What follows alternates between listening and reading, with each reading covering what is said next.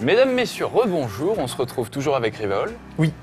pour un deuxième GL, le 2 GTA V, jeu tant attendu et tentaculaire. Oh, cette intro bidon. Ah oui, oui, oui. Ah, celle-là. Alors dis-nous tout, Rivol, qu'est-ce que tu vas nous montrer dans ce GL et surtout de quoi tu veux nous parler en premier? Alors, on va vous montrer tout ce qui est... Ah, tiens. Alors, attends. Il y a un événement aléatoire qui vient de spawner sur ma... Qu'est-ce qui se passe là? Ah, alors attends, lui, il vient de la braquer, je crois. Vas-y, les rotules. Tiens, les rotules, c'est pas nul. La cervelle, La cervelle, c'est nickel. c'est nickel. Ah, il est pas mort. Il vient de tirer dessus. Oula, Dis il donc. va se calmer le garçon. Ça va, non? Vas-y, recommence. Et ça va, Mais oui. c'est un vieux en plus, non? J'en sais rien, mais petit tiens. vieux, ouais. Tiens. Oula. Bon, c'est bon ou pas, là? Bon, je pense que la promesse que tu as faite avec Asilas ne tient plus. Voilà, c'est bon. Voilà. Faut pas braquer les gens Tu peux comme ça. lui faire un check? Tiens, check. Alors, attends, et où est-ce que c'est ce qu'il a braqué, là? Je sais pas. C'est peut-être sous tes roues. Donc des événements quand même aléatoires assez souvent? Ah, voilà, c'est ici. Ah, il avait pris un téléphone, je pense. 2000 $. Alors, assez souvent, oui et non, mais il y en a quelques-uns sur la map et ça contribue à ce que vous obteniez le statut de 100% de finition à la fin du jeu. D'accord. Donc voilà, vous pouvez les aider ou ne pas les aider, vous faites comme vous voulez. Ouais. Mais les événements reviennent à la manière, ah bah tiens, à la manière de Red Dead Redemption pour ceux qui ont fait le jeu. Donc oui, avant ça, j'allais vous parler un petit peu du côté technique du jeu. Le jeu est vraiment très joli, très varié. La map est bourrée de détails, mais dans tous les sens, les intérieurs aussi. Il y a quelques petits problèmes techniques. Alors certes, il y a l'aliasing et le clipping, j'ai presque envie de dire traditionnel dans l'histoire de la série, Ouais. qui m'a pas gêné plus que ça, faut vraiment le dire. Le seul truc qui m'a un peu gêné, c'est que j'ai eu des micro-freezes qui faisaient entre 1 et 3 secondes. J'en ai eu une dizaine. Je suis là, à l'heure actuelle, à 25 heures de jeu environ. Donc une dizaine de micro-freezes en 25 heures, c'est pas non plus énorme, Ouais. mais c'est vrai que quand ça intervient à l'intérieur d'une mission, c'est un peu pénible. Un peu gênant. Donc effectivement, les consoles, enfin en tout cas la PS3 est poussée dans ses retranchements, parce que j'ai pas encore touché à la version 360 au moment où j'enregistre cette vidéo. Au niveau de la stabilité, est-ce que tu as des chutes de framerate? Bah c'est pas 60 FPS, hein, Ah oui, clairement. tu t'en doutes bien, en tant qu'open world et GTA-like. Mais bon, moi personnellement je m'en fous un peu. Alors après, ça va pas forcément l'avis de tout le monde, il y en a qui vont décortiquer le jeu dans les moindres détails pour voir les textures qui spawnent un peu tardivement, l'aliasing. Moi je m'en tape, franchement. Ok. Bon, tant que c'est pas plus gênant que ça, dans GTA 4 vraiment ça scintillait dans tous les sens, c'était vraiment problématique. Ouais. Là c'est moins le cas. Donc franchement sur un bel écran qui fait à peu près, je sais pas, même un 80 ou 90, ça suffit largement. Ouais.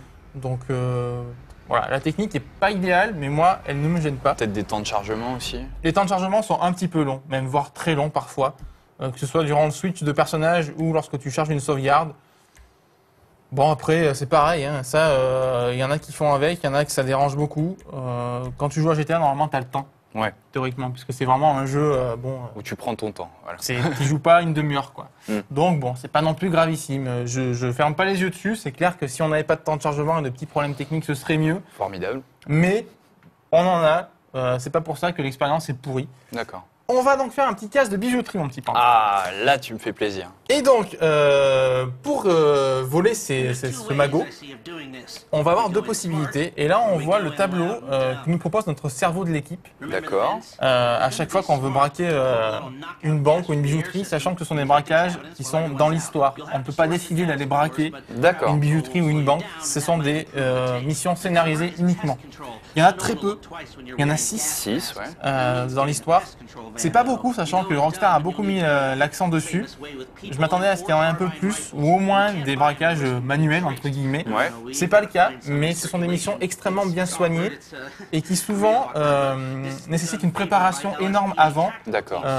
Acheter du matos, acheter une voiture spécifique, acheter des masques, acheter des combinaisons, potentiellement un sous-marin, un camion de pompier. Tu peux avoir oui, quand besoin même. de plein de choses pour faire ton braquage. Tu as quand même plein de sous-missions qui Voilà. permettent après de faire vraiment la mission de braquage. Exactement. Donc du coup, pour un gros braquage, il faut compter 5-6 missions Ok. environ. Donc c'est très long en termes de préparation. Tu as la possibilité de recruter des persos pour t'aider dans ta mission. C'est assez figé quand même. C'est-à-dire que tu n'as pas le choix du nombre que tu vas recruter. C'est-à-dire qu'on va te dire, tu as besoin d'un pirate, tu as besoin d'un pilote, tu as besoin d'un tireur. Tu auras peut-être besoin des 3 ou de 2 seulement, mais c'est pas toi qui choisis. Par contre, tu choisis le profil que tu veux recruter et tu recrutes soit un mec en gros qui est très bon mais qui va prendre une commission énorme sur la part du butin, soit un mec qui est beaucoup moins bon mais qui va prendre une commission moins importante. Ok, mais dans ces cas-là, tu prends plus de risques au niveau du déroulement de la mission. Donc là, on veut braquer une bijouterie. 2 approches. 2 approches différentes, bourrine, donc on rentre, on tue tout le monde et on se casse. Ouais. Ou plus subtile, celle que j'ai décidé d'utiliser, même si c'est pas forcément trop mon style en général, la subtilité. Et donc effectivement, on peut recruter à ce moment-là les mecs qu'on souhaite. Donc là, on va prendre un chauffeur. Comme tu le vois, il a une conduite, un sang-froid et un choix de véhicule assez développé. Mais il prend 14%. Et si je veux, je peux avoir un mec qui prend que 8. Mais qui est nul. Mais qui est moins bon. Étant donné que je pense que je vais souvent conduire, on va prendre un mec qui coûte moins cher. D'accord. Choix de véhicule, ça correspond à quoi? Je sais pas. Franchement, ça, je sais pas ce que c'est à mon avis. Je pense que c'est lui qui te le propose ou c'est... Je sais pas. C'est peut-être sa capacité à conduire des... Non, à mon avis, c'est en gros la voiture qu'il va utiliser, peut-être. Ok. Je sais pas. Allez, on va prendre un bon braqueur. Gustavo Morta. Voilà, comme ça, lui, si jamais il y a des flics qui se ramènent, il pourra leur tirer dessus. Ouais. Et un pirate qui, lui, va être chargé de désactiver les systèmes de surveillance et ce genre de choses. Ok. Donc là aussi, on va pas lésiner sur les moyens et on va prendre la demoiselle. C'est bien, ça fait des... Je respecte les quotas. Exactement. Très très bon. Un black, Voilà. enfin un black, non, Karim Den, je sais pas trop. Bon, il est un peu black. Une nana et un homme. Voilà, Écoute, c'est génial. Gustavo Moya en plus, c'est un Mexicain. Oui, voilà. Donc allez hop, c'est parti, on confirme. Et donc on va aller... Donc tu fais l'approche subtile, quoi. Voilà. Ok. On va tenter l'approche subtile. C'est bien, ça te ressemble bien, quoi. Je me rappelle de Payday, c'était très subtil aussi. Par exemple. Et donc là, ça va consister à... Si je me rappelle bien la mission, parce que je l'ai faite il y a très longtemps. Enfin, très longtemps. J'ai le jeu que depuis quelques jours, mais j'ai joué 30 heures déjà. Donc, à diffuser du gaz pour paralyser tout le... Comment on appelle ça? Les gens qui travaillent. Le personnel. Le personnel, merci. Et les acheteurs potentiels aussi, s'il y en a dans la bijouterie. Pour pouvoir ensuite se saisir du butin facilement. C'est un des casques qu'on avait vu dans un trailer, non? C'est ça, où ils sont en tenue rouge avec des masques à gaz? Oui, c'est ça. D'accord. Absolument. Donc, parfois, effectivement, on a un petit chargement parce que les casses se déroulent à des moments très précis de la journée. Donc, on va passer la cinématique parce qu'on va peut-être pas faire non plus une gamine à rallonge. Et donc, c'est parti, mon petit Panta. Alors, est-ce que ça ressemble un peu à... Vous avez des tenues de quoi, là? De nettoyeur ou de... Je sais pas trop ce que c'est, en fait, ces tenues-là. Elles sont un peu bizarres. Je voulais faire un zoom, mais donc là, on va attendre qu'ils montent. Ils sont pas trop pressés. Hein. Non, ça va, c'est tranquille. L'IA ressemble de près à celle de GTA 4. D'accord. Que ce soit les alliés ou les ennemis, c'est vraiment assez similaire. Ils sont efficaces, mais pas trop. Ouais, voilà. C'est-à-dire qu'il faut quand même être bon si tu veux vraiment réussir ton casse. Par exemple, lui, il a failli rentrer dans ta voiture avant de sans d'aller vers la camionnette. Effectivement, heureusement que j'étais attentif. Et donc c'est parti. On se rend à la bijouterie, sachant que ton but c'est de prendre un maximum de butin. Ouais. Tu peux partir avec moins, un peu comme dans Payday justement. Mais tu prends plus de risques. Mais non, c'est pas ça, mais tu auras moins d'argent. D'accord, ok. C'est ça. Et ce que je voulais dire aussi, c'est qu'avec GTA, ce qui est bien, c'est que tu n'as pas besoin d'acheter d'autres jeux, puisque en gros, c'est un GTA-like, mais c'est aussi un Payday-like. Ouais. C'est aussi parfois un jeu d'infiltration. Donc il y a un peu de tout, quoi. C'est vraiment, c'est un univers GTA, c'est pas qu'un type de jeu. Ah, ils sont pénibles de parler derrière. C'est insupportable. Alors, et d'ailleurs, les casses, j'en profite pour le dire, seront disponibles aussi dans GTA Online. Oui. Ça, on vous en parlera à la sortie. Quand on y aura accès, puisque c'est pas encore le cas, malheureusement, alors on enregistre ces vidéos. Exactement. Mais oui, on fera un test même sûrement dédié à GTA Online, ainsi que des gaming live, dans lesquels tu participeras peut-être, Panta, parce que je crois que le mode online t'intéresse. Moi, ça m'intéresse. Autant que le solo. Oui, voilà, on peut dire ça comme ça. Donc pareil, le jeu est en anglais, comme tous les GTA précédents. Ça pose problème puisque souvent les discussions sont durant la conduite. Voilà. Et lire en même temps, c'est pas forcément simple quand on n'aime pas l'anglais. Cela dit, comme dans les GTA précédents, vous avez un script de ce qui a été dit. Ah, d'accord. Donc si jamais vous avez loupé un truc, une info, vous pouvez retrouver les dialogues. Ça, c'est quand même assez sympa. Même si c'est vrai, encore une fois, qu'on préférait que le jeu soit localisé, mais bon. On va pas non plus en demander trop. Ouais. Puis il me semble qu'ils ont fait quand même de gros efforts sur le doublage en engageant des vrais gangsters et tout ça. Donc... Bon, je t'avoue que je l'ai pas forcément franchement constaté. Mais parce que déjà je fréquente assez peu de gangsters de manière générale. Ah, Nagoon quand même un petit peu. Bon, alors ça c'est pas bien. C'est pas bien du tout. Et puis parce que je trouvais que les doublages des précédents étaient déjà très bons. Ouais. Même quand c'était des acteurs. Donc alors les vrais gangsters, je t'avoue que ça n'a pas forcément beaucoup d'impact. D'accord. Ça c'est peut-être plus du luxe qu'autre chose. Mais en tout cas, bon, les doublages sont très bons. Les dialogues le sont aussi. C'est du GTA, hein, c'est... la bande-son, les musiques, les radios... Idem, c'est de la grande qualité. J'ai même presque envie de dire que la bande-son est encore meilleure dans les menus et dans les missions que dans les radios. Parce que c'est des morceaux composés spécialement pour le jeu. Et c'est vraiment très bon. D'accord. On a une quinzaine de radios avec tous les genres qui sont réunis. Donc il y en a pour tous les goûts. Comme dans les précédents GTA, encore une fois. J'ai pas envie de dire que c'est la normalité, puisqu'il y a beaucoup de jeux qui ne le font pas. Ouais. Mais on peut pas être surpris que la bande-son soit bonne quand on connaît vraiment bien la série. Il y a un niveau de qualité quand même. Alors attends, il faut que je monte ici, si je me rappelle bien. Oh là. Oui. Alors, t'as une touche carrée pour te permettre... Une belle gamelle, Revolt. Pour te permettre de monter, mais si t'es pas complètement en face, parfois, il peut effectivement se vautrer. D'accord. Et être assez ridicule. Oui. Il faut bien le dire, Panta. Alors, la première fois que j'ai fait ça... Alors, attends. T'as jeté une grenade au lieu de jeter du gaz. Non, mais je m'y suis repris à 5 fois en fait, parce que... non, c'est pas ça. Parce que je visais comme un porcinet. Comme tu peux voir, le viseur est tout petit. Oui. T'as vu? Ah oui, quand même. La réticule est minuscule. D'accord. Et voilà, du premier coup. Bien joué du premier coup. Et donc là, on va voir ce qui se passe. Tout de suite. Hop là. Diffusion du gaz. Absolument. Paralysant, qui va avoir un bel impact sur tout le monde. Donc tu vois, ils sont en train d'acheter. Bah oui. Sachant que avant cette mission, on était venu repérer. J'étais venu dans la bijouterie voir où étaient les caméras, où étaient les grilles d'aération, où était l'alarme pour pouvoir la pirater. Ça a nécessité une préparation en amont assez importante qu'on ne voit pas dans ce Gaming Live forcément. C'est d'autant plus jouissif une fois que tu fais la mission. Exactement. De dire je l'ai préparé pendant 2-3 heures. Donc là, tout le monde est paralysé. Voilà. Maintenant, on prend les thunes. Encore une fois, on se croirait dans Payday. Hein, ouais, c'est clair. Ouais. Toi qui y a beaucoup joué aussi. Et franchement, c'est tout aussi bien. On a une musique qui est très sympa en fond. On va l'écouter. Ouais.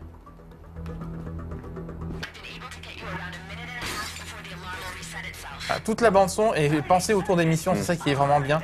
C'est que encore une fois, ça colle parfaitement. On se croirait dans un film. Hein. Ouais. On se croirait un peu dans Hit. Parfois. Et voilà. Alors des références à Hit, je t'avoue qu'il y en a un paquet dans GTA V. Il y en avait déjà dans le 4, avec le fameux braquage de la banque. Dont tout le monde se souvient, qui est une mission complètement mythique. Mémorable. Mais clairement, ils aiment beaucoup Hit, les développeurs de Rockstar. Et ils ont raison. Et ils ont raison parce que c'est juste un putain de bon film. Et on le voit souvent dans le jeu. Bon, je dirais pas que c'est un hit qui dure 50 heures, mais on en est pas loin parfois. D'accord. Allez, on a tout pris, on va se casser. Oula! Et alors, comment se casser de manière classe? En moto. Avec l'alarme qui est déclenchée. Bon, lui, apparemment, il a l'air d'en avoir à peu près rien à foutre. Et donc, c'est parti. Excellent. Le but maintenant, c'est de fuir les flics qui vont arriver. D'accord. Comme tu vois, le cas s'est très bien passé parce qu'on a pris l'approche subtile qui nécessitait une petite action, comme on l'a vu monter sur le toit et diffuser le gaz. Et en la jouant bourrine, tu aurais eu beaucoup plus de flics, des gunfights. Absolument. Exactement. Ben, déjà, l'alarme serait déclenchée beaucoup plus vite. Et effectivement, on aurait été poursuivi par les flics. Il y aurait eu beaucoup plus de morts. Là, j'ai épargné beaucoup de gens. Encore une fois, j'ai dit que je faisais des gaming live soft, et je m'y tiens, n'est-ce pas Tu as bien raison. Silas. Ah oui. Et donc là, avec mes compères, on va fuir. Je ne sais plus par contre combien de temps dure la course poursuite, pas très longtemps, puisque il faut avouer que le jeu est un mélange d'événements aléatoires et de scripts. D'accord. Parfois, tu ne peux pas rattraper les mecs que tu poursuis tant que le jeu n'a pas décidé que tu pouvais le faire. Bien sûr. Et vice-versa. Tu as pas mal de scripts qui sont prévus, ça c'est une question de mise en scène aussi. Pour que le jeu soit quand même à la limite du film interactif. Ouais. Donc il y a pas mal de scripts, mais pas gênant du tout. C'est bien amené. Oui, c'est très bien amené. Okay. Encore une fois, avec la caméra, ils font beaucoup de travail de mise en scène pour rendre le jeu fluide.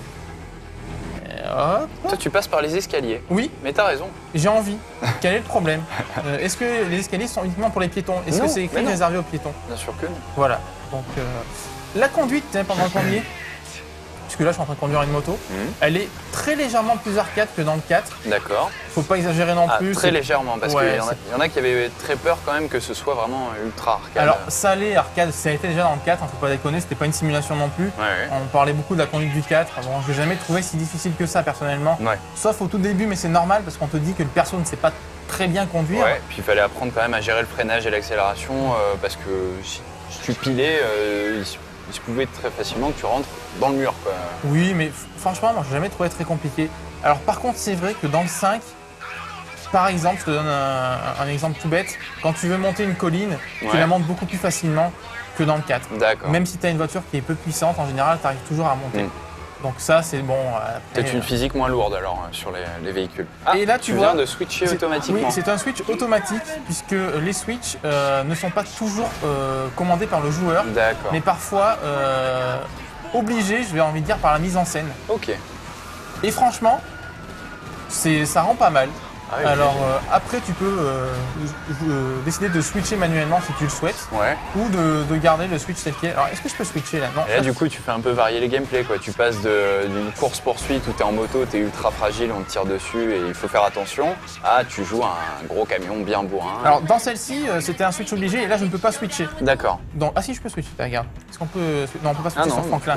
Il y a des fois où tu peux pas switcher sur les persos. D'accord. On ne t'explique pas forcément pourquoi, mais tu devines que c'est par souci de mise en scène. Bien sûr. Et aussi pour que tu puisses incarner un peu tous les personnages lorsque l'histoire l'a plus ou moins décidé en fait. Moi ça me gêne pas, mais c'est vrai que parfois, à 2-3 moments dans des missions, on aimerait switcher, on ne peut pas le faire. D'accord. Souvent on peut le faire.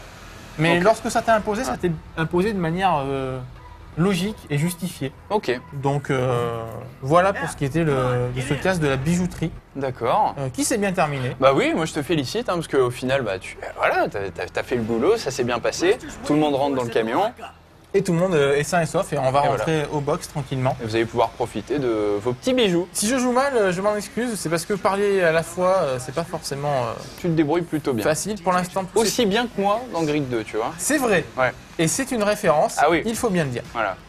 C'est pas un compliment par contre. Bon, bah écoute, qu'est-ce qu'on a ensuite de prévu, mon cher Yves? Alors une mission qui cette fois-ci au niveau histoire va pas avoir un impact très important. On va vous expliquer ça, il y a Michael qui a égaré son bateau. Et on va essayer d'aller le récupérer. Ça marche. Bah écoutez, on vous remercie d'avoir regardé ce deuxième gaming live sur une série extrêmement connue et une série de gaming live également qui va durer et on est là pour ça. Et on vous remercie de nous avoir suivis, on vous dit à tout de suite pour un troisième gaming live. Merci, à tout de suite. Ciao.